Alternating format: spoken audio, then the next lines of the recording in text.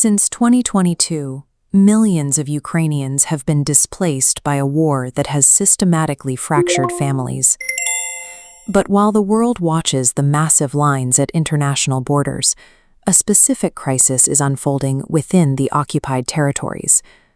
The Ukrainian government has identified over 19,500 unaccompanied children who have been deported or moved into the Russian interior. These minors are taken into Russian state custody through a network that extends far beyond the immediate chaos of the front lines. To find them, Ukrainian mothers are forced to undertake journeys across thousands of miles. They navigate hostile checkpoints and cross enemy borders on a singular mission: to peacefully retrieve their sons and daughters from Russian holding facilities. This chart from the Yale School of Public Health shows that these removals follow a highly organized pattern.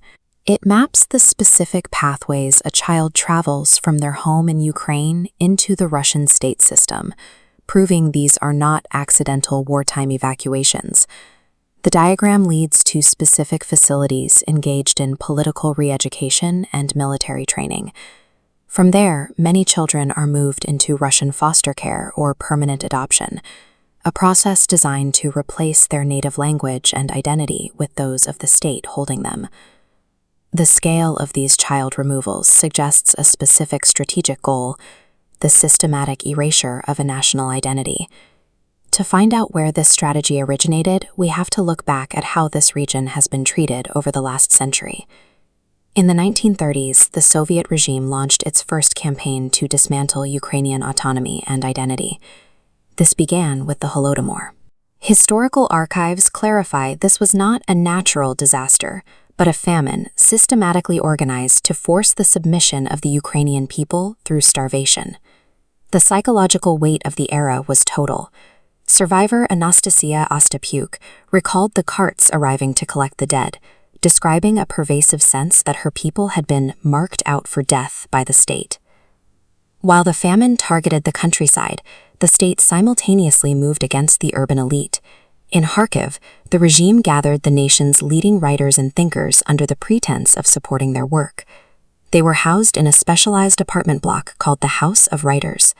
For several years, the secret police used this building to monitor the cultural elite before arresting and executing them. This campaign left behind a generation of parentless children. Larisa Krushelnitska was only 6 years old when her father, grandfather, and extended family were all arrested and executed in a matter of months, leaving her to survive the terror alone. By destroying the farmers who worked the land and the intellectuals who carried the culture, the state achieved its first major victory in demographic warfare. They broke the chain that passes a nation's identity to its children. In 1944, the state turned this strategy of erasure toward the indigenous Crimean Tatars, a group with a distinct identity and a centuries-long history on the peninsula.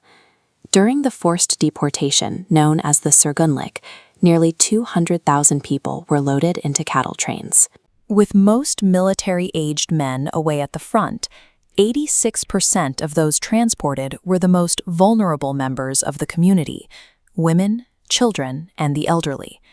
The Crimean Tatars were not permitted to return to their homeland until the late 1980s. After decades of exile, they began to rebuild their community, only for that progress to be derailed by the 2014 Russian occupation. The occupying forces immediately banned the Crimean Tatars' representative body and targeted their leaders. Figures like Mustafa Jamilev faced spurious criminal charges and decades-long bans from their own land. The cost of these modern tactics is deeply felt by the next generation. Today, approximately 220 Crimean Tatar children are being raised in families where a parent has been arbitrarily imprisoned for opposing the occupation. Mass exile and the targeted jailing of parents both achieve the same result. They punish dissent in the present while leaving children isolated and vulnerable to state assimilation. We can see the evolution of these strategies today in the occupied territories of Ukraine. A UN report details a climate of fear used to cement state control over the population. Residents are coerced into a passportization campaign.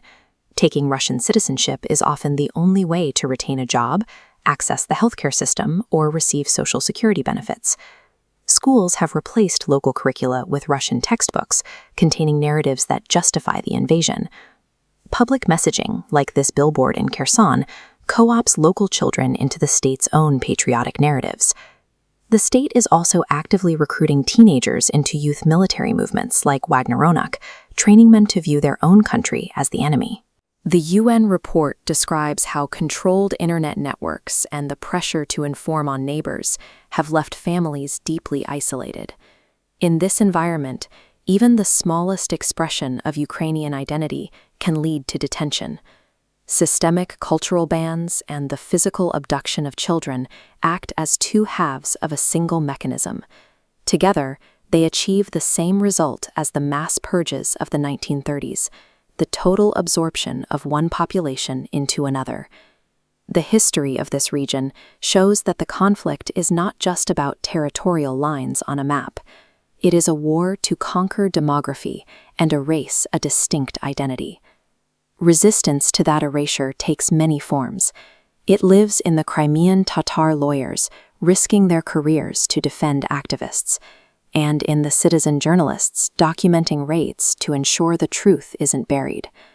The most critical line of defense is found in the ordinary parents who refuse to let their families be permanently broken by the state. Every mother who crosses enemy lines to bring her child home creates a direct break in that state mechanism.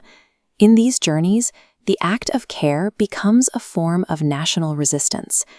Engineered famines and mass deportations were designed to sever the roots of the next generation.